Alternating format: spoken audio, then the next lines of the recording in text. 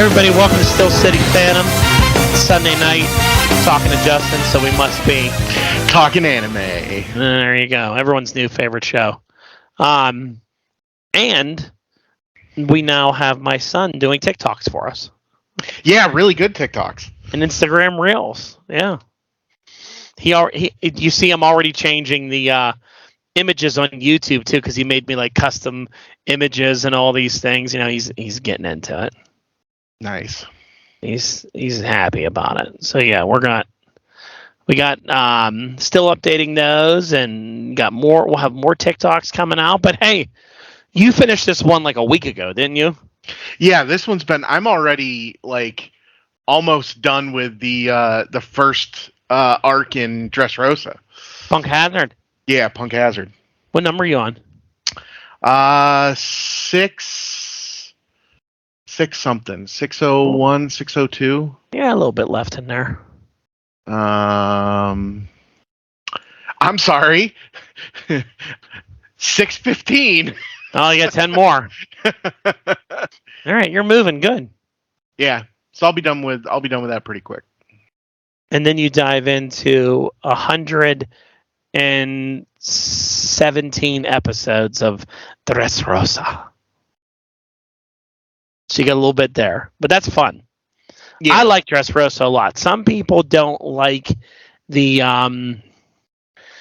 beginning about it. They call it like the Coliseum arc part of it. I mean, it should be broken down into a couple, but I liked it. I really liked the Don Quixote family. I think they were a good story. So, you know, I think you'll like it. Okay. I know we didn't talk about this on the show, but it's really crazy. Like when you look at this show, I looked up these episodes where this all stuff came out, and I know we talked about this on the podcast, but like this show has been week to week for like since 1999, missing only a couple episodes during the COVID era. So like if you're into this show, it's almost like watching Monday Night Raw. You're watching a new episode every week. Yep. And they just keep hitting, and like your part that you were in for Punk Hazard, that was over a year. Like with Z's Ambition stuff and like Punk Hazard and all that, that was like a year. Like imagine and it seems so fast when you go through it and you're like, oh, I just watched like 50 episodes of this and got through it or whatever, you know, but you're like, oh shit, like that was like a year out of someone's life hanging around for all that. Dressrosa and Whole Cake combined, it's like 6 or 7 years of shows. And it's seems to me like a whole sub part where you're trying to get the Wano. It's really strange how like it's so much and so long. And like, yeah, you'll see how they split the crew and you're like, man, if you're watching a show live, you haven't seen Zoro in 3 years, you know, like, or you haven't seen Sanji in 3 years. Like, there's a lot of weird things like that. But when you're watching it like we're watching it, you're fortunate. We're like, oh, I finished Dressrosa in 40 days, not 3.5 years. You know? Yeah, yeah, that's intense. It's gonna be really weird when I catch up and I'm like caught up on Wano and I'm just waiting for. Oh, here's this new episode. Here's that new episode. You know, like watching it weekly. Like, I'll be like, I don't get to watch One Piece for 7 episodes tonight. You know, like what am I gonna do? Yeah, I almost want to slow down.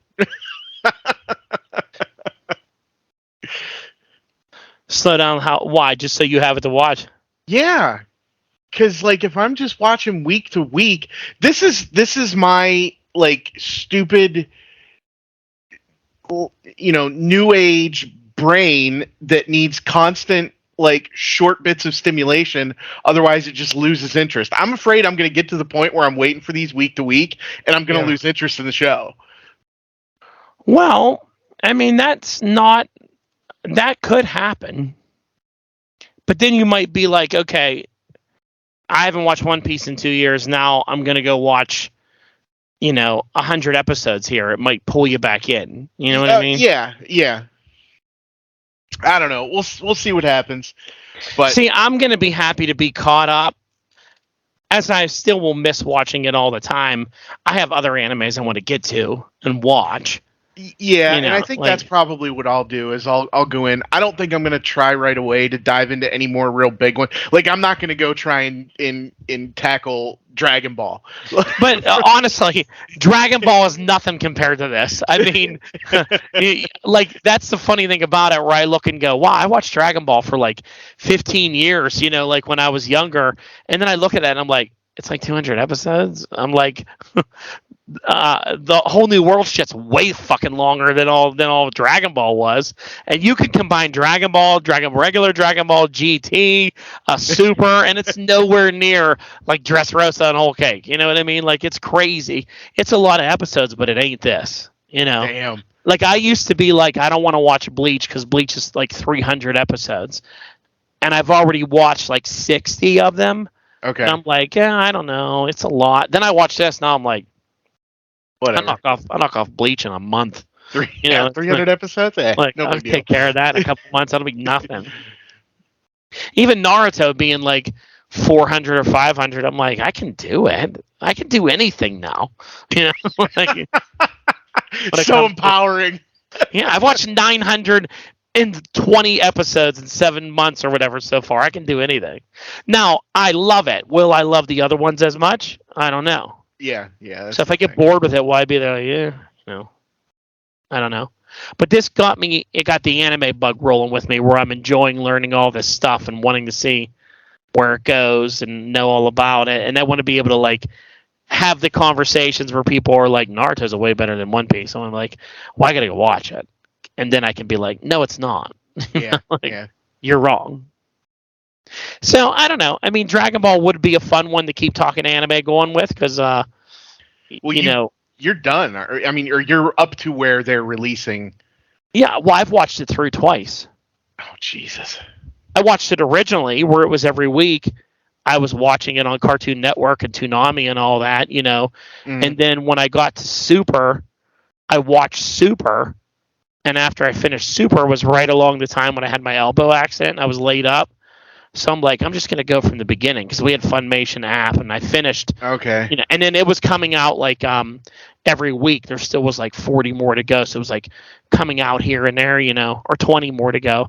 So I just watched all the original Dragon Ball again. I watched all of Z. I watched GT, and then I went through and rewatched Super from the beginning, and then caught up to where it was, and then finished it. I was like, you know, crazy. a refresher on it. But yeah, it'd be a good one to talk about. They have good sagas, and again, they're nowhere near as long. All right. Just for comparison, let me bring it up here.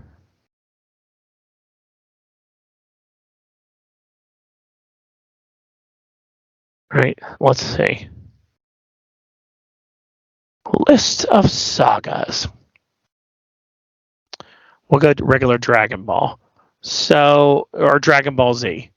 So the original Saiyan saga is 6 episodes. Like Frieza saga, 30 episodes. Yeah, these are nothing. Like these are really short. I mean, Yeah. Then yeah, it won't. I probably won't be a big deal then. so you got about 35 episodes to set the original story, meeting Vegeta, going through all that. The Frieza saga where they go to Namek and do all that, you're looking at like maybe 80 episodes. The funny thing about the Frieza saga, that I remember watching those when they were on Cartoon Network. Yeah. But that's like the only Dragon Ball I ever watched. I mean, listen how crazy this is. They get all the way from the beginning of the show to where they fight Cell, which is like a big thing, the Android saga and all this stuff. It's 194 episodes. Yeah, that's like a month and a half for me. Yeah. I mean, that's nothing. You know, Dressrosa is 174. It's 20 episodes less than the whole show of this is what it is. And then you add in Majin Buu and all these other things. Yeah, it goes up like 100 more episodes. Yeah, it's really crazy. There's really not much here. Yeah, even all the way up. Dragon Ball Super is 131. All that. pretty easy. Now Yeah. there's movies and all that stuff you can get into, but there's not really a lot. It's an easy one. So there you go. All right. All right. So now we're talking Fishman Island. Fishman Island. Here we go, Fishman Island. So right from the start, this wasn't my favorite saga. There is a lot of background information though, and I want to talk off the air about a theory that I was reminded of when later in the episode when Robin talks to King Neptune and reveals some information. But at that point I had a theory in my head, but I don't want to talk about it on air. I want to talk about it off the air. So this one starts with the fake Straw Hats. It's the crew is making their way back to the archipelago, and there's this group of idiots who are dressing like the Straw Hats and trying to recruit other pirates to join their crew just to get some notoriety. And that none of them have any power whatsoever, but they're trying to recruit people with power based off of the real Straw Hats' reputation. I actually thought this was kind of amusing. It was. Because like the first thing you see with them is, Nami sitting at the bar and them like... Well, they were also going around town and like Luffy, the weird Luffy was carrying a gun. Yeah. He was shooting people and like they were killing people. And it just shows you how stupid. Again, we talked about this in another thing about why would you live on the archipelago? Oh, yeah, right? yeah. Well, how stupid are the people that live on the archipelago? Absolutely. You know what I mean? Yeah, like at any point, there's no law there if you're just a regular person. The celestial dragons could come in and kidnap you, kill you, do whatever they want to you. The pirates on the island can pretty much do whatever they want as long as they don't screw around with the celestial dragons, kill you, rob you, whatever, with almost, it seems like, no immunity, as long as they don't mess with the celestial dragons. Right. So yeah, why would any normal person stay there? Yeah. And I mean, and these guys are going around doing crimes and like, it's so stupid. We're like, oh, this guy's Straw Hat Luffy. Like, this guy's like 300 pounds and like, and he's like 40 feet taller than Luffy. Yeah, and this guy's, pirate hunter Zora. Like, have you seen what that guy looks like? Like, it's so stupid that anybody would believe that that's really them or be afraid of them, unless you're Chopper or Luffy. And right. Luffy, yeah. Because at one point, Chopper meets up with them, and see, Luffy only catches up with Zoro and the fake Zoro and fake Sanji, and he's like, "Wow, you guys changed a lot in the last 2 years." Yeah, but like, you guys look like shit. But like, Chopper was convinced that all of them were the actual crew, which it kind of bothers me because Chopper is a smart character, but like he just... Well, I think it's supposed to show you the innocence of Chopper. You know what I mean? Like, Chopper's very innocent. He's very like innocent and like, naive. Naive. He was happy to see his friends, but like at some point it's like, yeah, dude, you are smart enough to understand medical science. Like, do you really fucking think that looks like Luffy at all? Like, Jesus Christ, you know what I mean? Or Robin, or or any of them. I mean, come on. So it was pretty funny. Yeah. So I think the first crew member we see come back, I think is not that they show is Nami. Well, Frankie gets back first, but we don't see him until later. Right, you don't see him right away. Frankie gets back, and then you see Nami in the bar. Nami's aged. She's grown her hair out. She's got hair out. Long hair. Yeah, grew in other areas as well. Yes. and then you see she gets like harassed by the The two fake piece straw hat. as people Yeah, call two them. piece. Yeah. And then Usopp shows up and he's got muscular arms and he's got cool new He's weapons. ripped. Yeah, Usopp matured He during these matured. years. He kind of reverts right back to his old self as soon as they get to like Punk Hazard and all that. Like He does. he's not like super heroic or anything, but you still gotta have your comic relief guy. Yeah.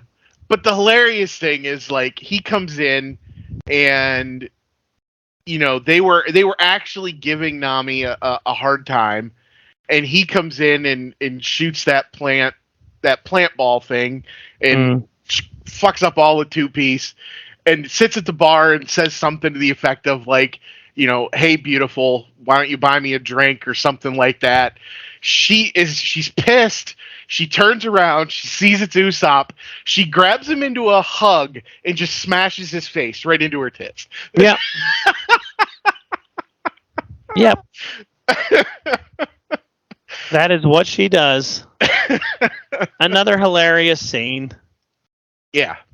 But again, like you said, because I remember texting you when this happened, and you were like, brotherly, sisterly love. And I'm like, well, I mean, because Usopp doesn't go like, he's freaked by it, but he's not like, oh, Nami, do that again. Usopp doesn't do that. He's not Sanji. If she'd done that to Sanji, he would have had a stroke. Yeah. And instead, it's more like Jesus, Nami, you grew, holy shit. And then he's kind of like, let's get out of here. What are you doing? It's a good relationship, those two. It is. It's cool. So let's see. Then we see Rob. I think we see Robin get back and go to the bar or go to, the rip-off, the rip-off bar as it's called and I can't remember who was the girl that was Rayleigh's partner that owned that bar. Oh yeah, that's the I forget, but she's like, she hangs out there. Yeah, I know who you're talking about. Shaky? Anyway. Shakti, something like that. Something like that. But Robin checks in and goes and then goes off on her own little adventure to try and find. She had heard that there was a poneglyph in the forest, so she goes off to.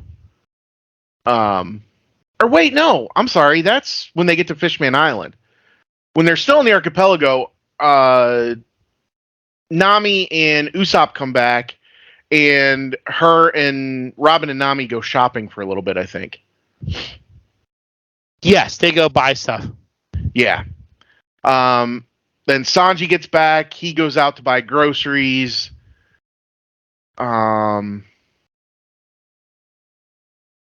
This first part before they kind of depart for the Fishman Island, the undersea part, it's just them kind of dealing with the two piece fake straw hat pirates.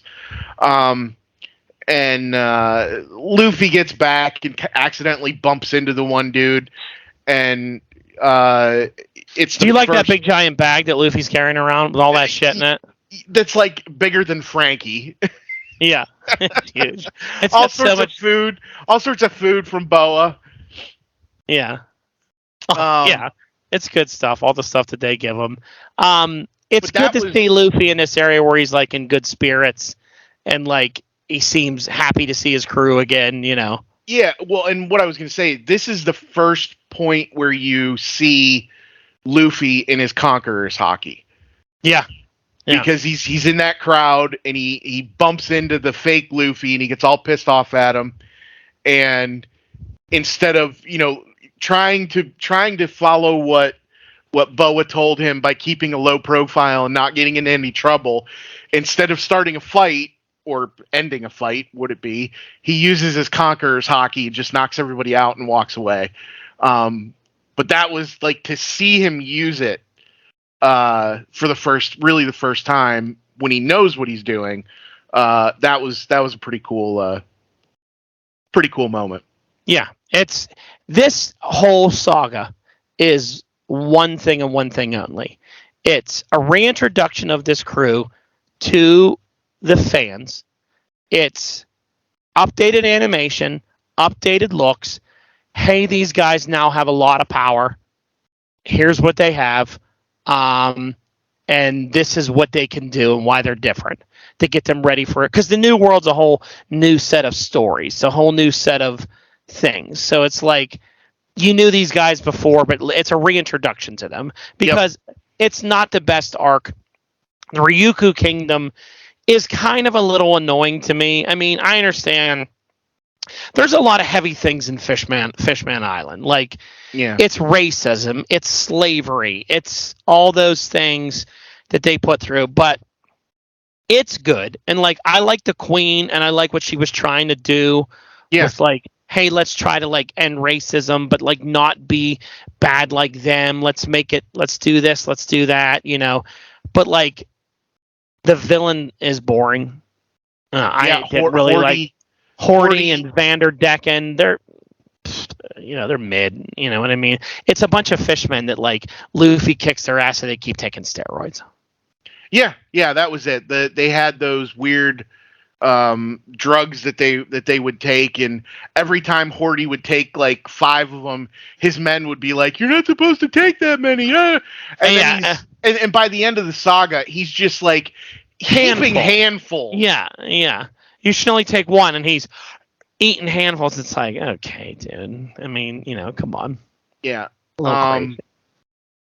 Deccan's power was kind of cool, though. Deccan had a good power. Yeah, if he touches you and marks you, and he can just throw a weapon in any direction, and it will find you. Yeah, it wasn't bad. But so we jumped ahead a little bit talking about the villains, but I like when they all get together. I love when you first see Frankie again, and like Chopper, Usopp, and Luffy think it's so cool. Robin and Nami are like, what did he do to himself? Like what is wrong with him? They're a little stunned by him, Yeah. Sanji's nose bleeds when he sees Nami. It's hilarious. God. Well, it would have been funny if it had just been a trope, but when it almost took his life, that was a little much. See, the thing that I think is funny with it is like other animes do the bloody nose so much more. Like people like explode with it and shoot blood and all. I mean, Master Roshi has done it. There's been others from Dragon Ball. I like that what Oda did with this because he doesn't continue it. When they get to Punk Hazard, they're not doing it anymore. But the beginning of this, he took it to a whole new level, showing you how silly it was. I felt like he was kind of making fun of it. Where he really made it like he was going to die from it. Mm-hmm. You know what I mean? Like that, I thought was funny. Multiple blood transfusions. When he shot himself out of the boat and almost killed himself on the way down in the boat was hilarious. When Chopper's like, just look at your pictures of Nami with clothes on. And like covered up, and he had to sit there and look at pictures of Nami clothed. I thought that was so funny. When he needed a blood transfusion, he's finally okay. Then the princess, everyone knows Sanji wanted to see mermaids for his whole life, and then you see this giant fucking mermaid barely wearing a top, gigantic boobs. And Chopper's like, don't turn around, Sanji. Don't turn around. I don't want you to die. I don't want you to die. It's so hilarious. And he's like, Sanji's gonna die, just crying because he turns around and sees this gigantic mermaid. It's just so funny to me. Like, well, doesn't he turn? He turns to stone instead of nosebleeds when he sees the princess. It's so funny. The level of commitment that they go with that, and then they I saw like things where people were like, man, I hope they don't keep this shit up. This could get annoying, and then like they go away from it, and they're just, I think Oda was really showing you like, look how silly this is. You want to be silly? We can be really silly with it, but now we're okay. I love when Zoro got lost and got on the wrong boat to go down to Fishman Island. So when he realizes he's on the wrong boat, he slices the fucking boat in half. Yeah. Like, doesn't even wait to see, just he's like, screw this, just crushes the boat. He's like, wrong boat. Like, yeah, that's Zoro for you. But yeah, the trip down was good. I another part that cracks me up in that is when they're going down and Nami's reading the instructions that like Rayleigh left, and she's like, so we have to be very gentle with it. You can stretch like out of it and go easy on it, but you can't put like a lot of different attacks in it or it will break. And then Luffy's like, let's fish. And Zoro's like, yeah, I'll cut a bunch of holes. And she's like, did you not just hear what I said? like two of the biggest idiots on the planet. They just like, okay, yeah, we'll do that. That's fine. Yeah. Cracks me up. They get down there. You meet a lot of the different people. A lot of different characters. I think it's a cool island. The way it has like a fake sky and sun. There's kind of like breathable air, but you have to wear those like inner tubes around you to go back and forth in it. And it's neat. Like the fishmen are cool. I like how some of them look like mermaids, some of them look like mer people, some look like actual fish. And they actually explain that it doesn't your parents don't matter. If you could have fishman blood and mer blood in you, and you might be the dad might be a fishman, the mom might be a mermaid, and it would be like. Oh, I lost you. Oh, can't hear me. Okay, yeah, you're back. Okay. So yeah, whatever you are, there's like a lot of differences and varieties with them, yeah. And just because, if you're a shark fish man with an octopus fish woman wife, you may get a whale fish baby. Even the species of animal that they are doesn't matter. There's no rhyme or reason to it. Yep. It's just you're a fish man, you're a fish man. Yeah. Yeah, it's good. Like I said, I really like the Queen and like her relationship and how she was. I don't mind her kids. I hate the one that sings constantly. Yeah, he's kind of dumb. Now, the thing I liked the most about this arc was I liked the Fisher Tiger story.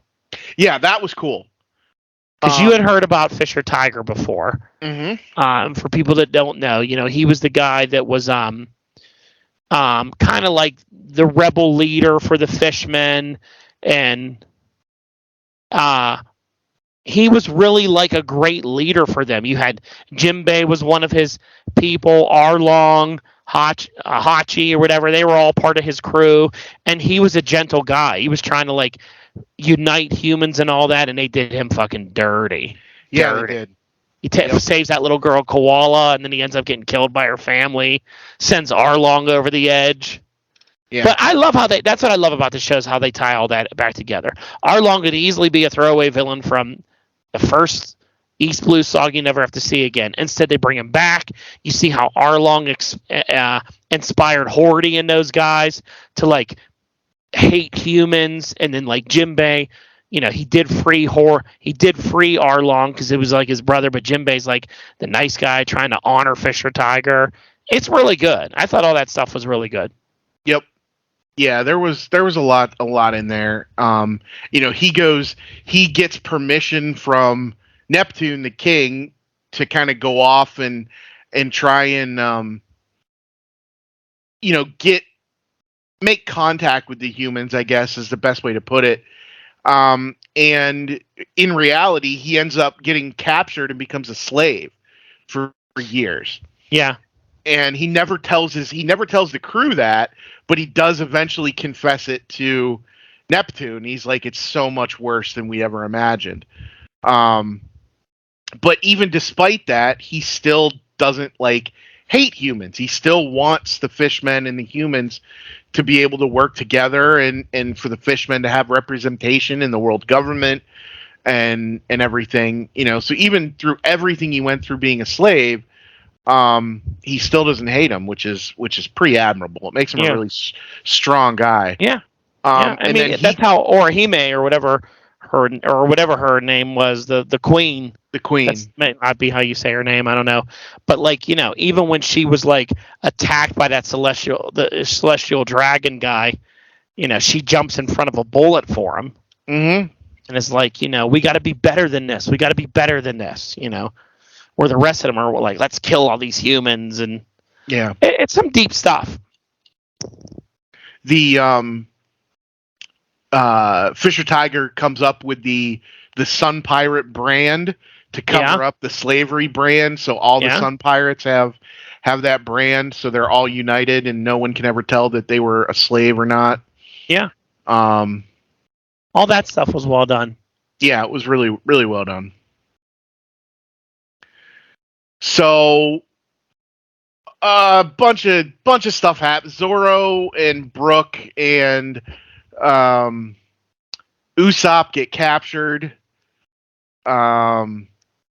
Enter in that cage, and then you learn about Brook's new power, that he can kind of separate his soul from his body and go flying around. They really upgrade Brook a lot as this New World stuff continues.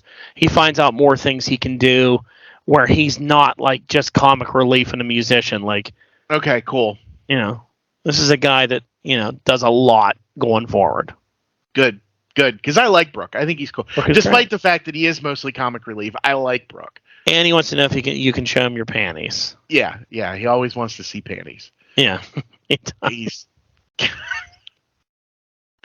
That's great. I can't wait till you see it. There's a scene. I'm not gonna tell you what Saga it's in. That way it'll just surprise you. But like, it's in the middle of a battle with him and Nami. And it'll just come out of nowhere. You won't notice it. But he's kind of like gets knocked down. He's at kind of like an angle where he's looking up.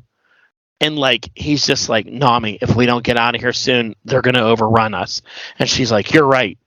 She's like, let's get everyone to go. And she just looks back and notices that he's kind of looking up at her.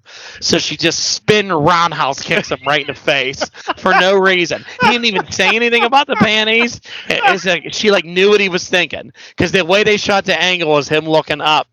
Like he maybe was getting a look finally. She's like, you're right. Let's get everybody to get moving. And she just looks and just spin kicks his head. And he's like, "Rah!" Goes flying. I love their interaction. With all that. That's great.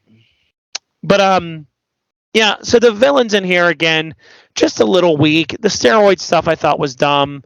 But you got to again see all the different things. You got to see the new updates for the Sunny. You got to see Chopper's new looks, Usopp's new sniper skills, Zoro's new some stuff he can do. Sanji can now airwalk. Yeah. Because Sanji's reason for airwalking is great. Because he just had to run away from the drag queens. But not only that, but he was like, the drag queens were chasing me. He's like, if I turn right, they were there. If I turn left, they were there. He's like, there was nowhere to go but up. And then he just started learning how to do the airwalk, which is hilarious. And he's really good at it. It's like he is flying. Really good at it. Yeah. And he can do it in the water. Yeah. Robin does like her giant hands now. Now she can like duplicates of herself. Yeah, that one was the one that surprised me when she made a whole other version of herself. Yeah, pop it up on a. Holy shit! She can even pop it up on like a different part of an island. Like go through the ground and like pop up somewhere and like talk to you and then pop back to the other place. Like, oh wow! And they make everybody stronger. So it's good. Another key part in here is the you learn that Shirahoshi,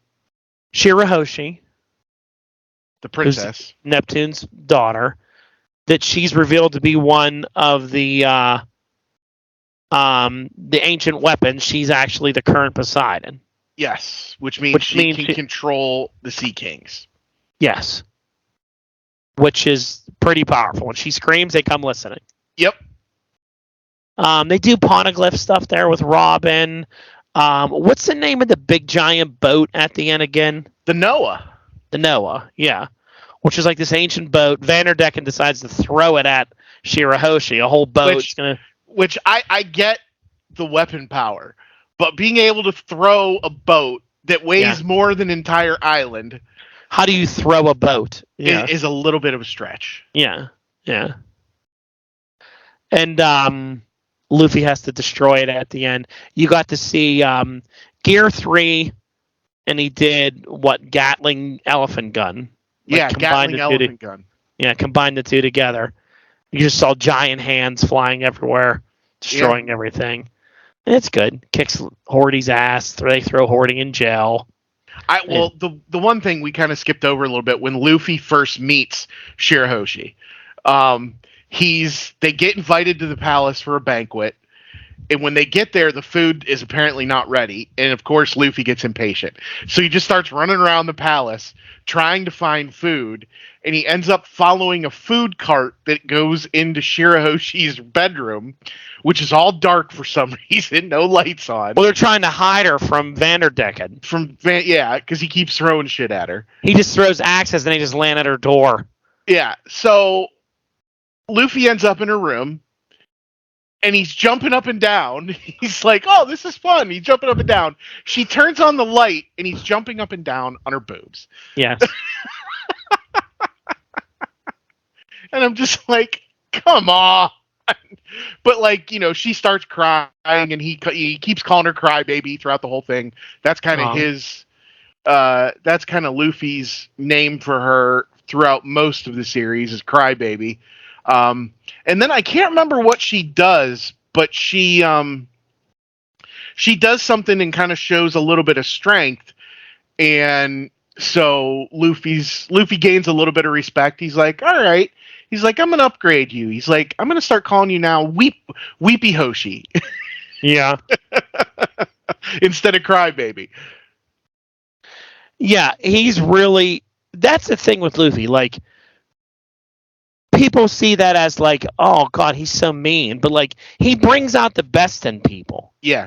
Mm-hmm. There's a couple other characters down the road here that he sort of does the same like motivation to, and again, people are like, you know, oh, what a horrible person Luffy is, but it's like he turns this dude into a badass.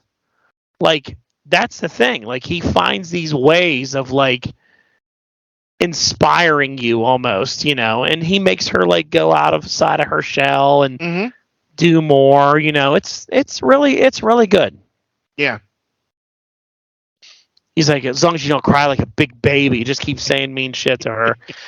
You meet up with Jinbei in this, of course, again. Jinbei does not join the crew.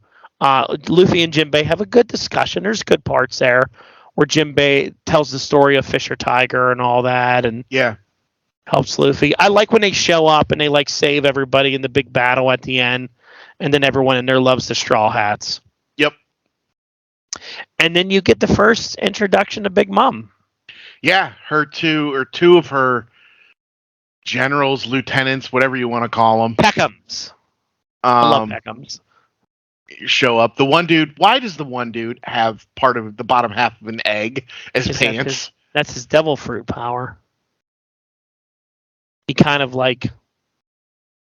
Well, I won't tell you. It's kind of a spoiler. You have to see. He has a weird devil fruit power. He talks like this. With that like French very accent. French accent, which is hilarious. Peckhams is a Ming. He comes from Zoo. And he's a tiger or a lion? I can't remember. He's like a lion. Okay. He's kind of very nothing there, but Peckhams has some great stories down the road. I like Peckhams. Peckhams is great. Okay. I call Alex Peckhams every once in a while, especially when I put him to sleep. I'll be like, good night, Peckhams.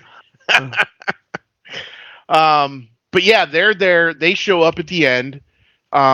Apparently, they're the big famous candy that Fishman Island makes. Big Mom is a big fan. And they owe her, like, what is it, 10 tons a month or something like that? Yeah, something ridiculous. And Luffy eats it all. Yeah, Luffy eats it all. And ends up getting on gonna come see her in the new world. Yeah, ends up getting on a transponder snail conversation with her and tells her he's coming to see her and that he's taking over Fishman Island and it's now under his protection. Yeah. It's like the beginning to him becoming, you know, dominant in the new world, like making threats. It's pretty amusing how it all plays out later on. But it's good. Yeah. So yeah, it's a decent arc. They didn't get out, they leave, they make their way out. And did it end with that, or did they show more after that? Just kind of ends with them leaving Fishman Island, right? Yeah. The rest of the part that Z's ambition shed is later on. Yeah.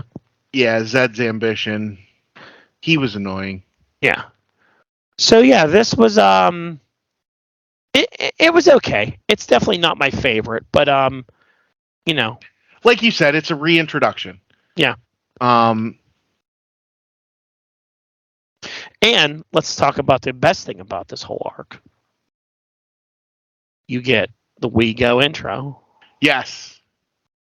Which you have to start using now on these videos. It should have been in the beginning of this. We have to switch from the other intro music we use. You have to start using We Go for the next couple of ones. All right. Well, you're the one that grabbed the music, so you got to find We Go for me. I'll find it for you. All right. Mm-hmm.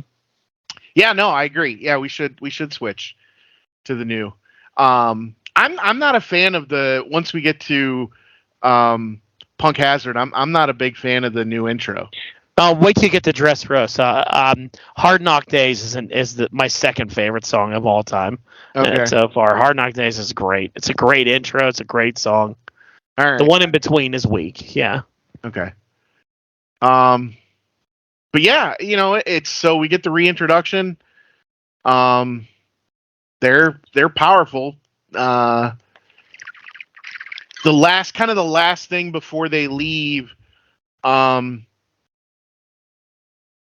Luffy does offer Jinbei to become a member of the crew, mm-hmm. and he says, "I have some other things to do, but once that stuff is taken care of, I will come and find you, and I will be happy to become a member of your crew." Yeah, he has to go help the Sun Pirates and stuff. So, but the funny thing was I think the thing that he needs to do is he needs to get out of his relationship with Big Mom. Yeah. And then Luffy goes and starts that shit with Big Mom, which is probably going to cause some problems, I assume. Oh, yeah, lots of problems. But yeah, the Sun Pirates are under the Big Mom umbrella of her subordinates. So yeah, it's good. The Fishmen all return. You see them again. Cool. But yeah, it's good. It's really good. And that's it. Fishman Island. On to Dressrosa, as they call it. Yep. This one will be I'm like a week in, and I'm still not even done with the first arc. So Punk Hazard isn't it sets up Dressrosa, but I don't know, it's not the best. It's okay. The body swapping stuff is funny, Yeah, that was funny. But yeah. So yeah, it's going to be probably at least a couple weeks more before we get a new Talkin Anime episode. We'll see. Again, I've heard this before. You know what I mean? All it takes is like an episode, you spark something, and you just, hey, look what I did today, and you don't feel like doing anything else. And you're like, I'm already at the middle. I just finished the Coliseum part, and now he's fighting Dolphy. Not yet. Him and Doflamingo is a good fight. That's a good one. I can imagine. As you know, I love Doflamingo. You do. You do. And thanks to Justin, I now own his glasses. But yeah. All right. There we go. Let's take it out. All right, everybody. Like, share, subscribe, invite. Stay on that journey with us. And we'll see you soon. 一闪闪耀